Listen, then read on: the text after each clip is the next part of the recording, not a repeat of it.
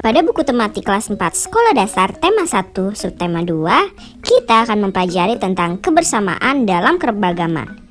Salah satunya adalah contoh-contoh kerukunan dalam keragaman agama di sekitar rumahmu. Masyarakat Indonesia memang terdiri dari berbagai suku, budaya, dan agama kids.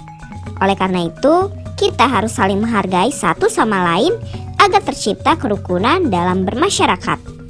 Nah, inilah beberapa contoh kerukunan dalam keragaman agama di sekitar rumah. Apa saja ya? Yuk kita cari tahu. Sebelum kita lanjut videonya, jangan lupa klik tombol subscribe dan tombol loncengnya ya. Contoh kerukunan dalam keragaman agama di sekitar rumah.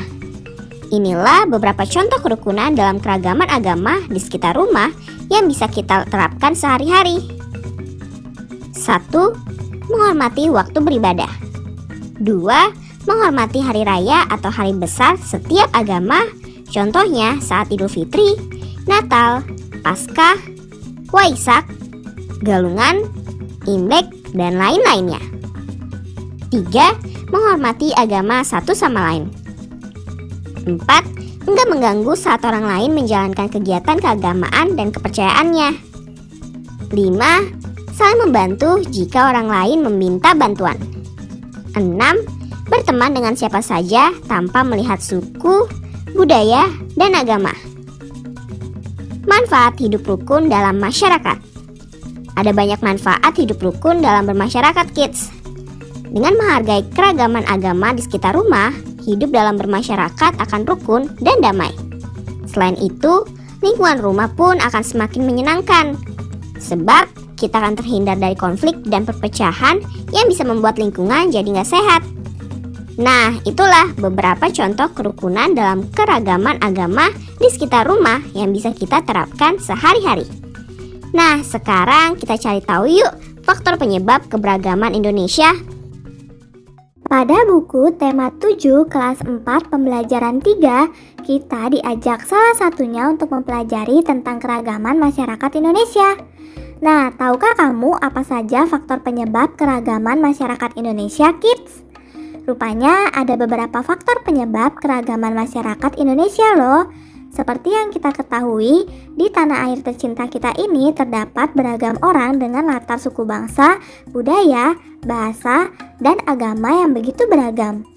Pada materi pembelajaran 3 buku tema 7 untuk kelas 4 yang berjudul Indahnya Keragaman Negeriku tahun 2016 sudah dipaparkan apa saja faktor penyebab keragaman tersebut. Namun supaya lebih mudah, Grid Kids juga menyajikan rangkumannya nih. Langsung kita simak rangkuman materi tersebut yuk.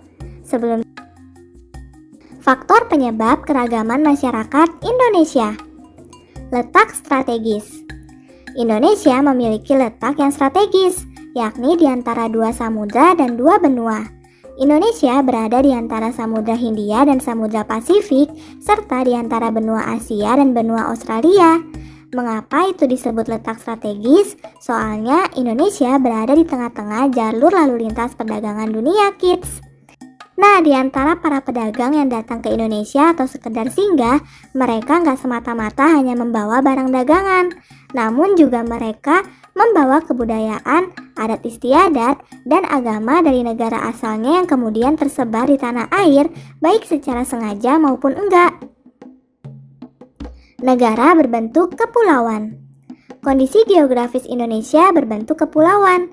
Jumlah pulau di Indonesia mencapai sekitar 13.466 pulau loh.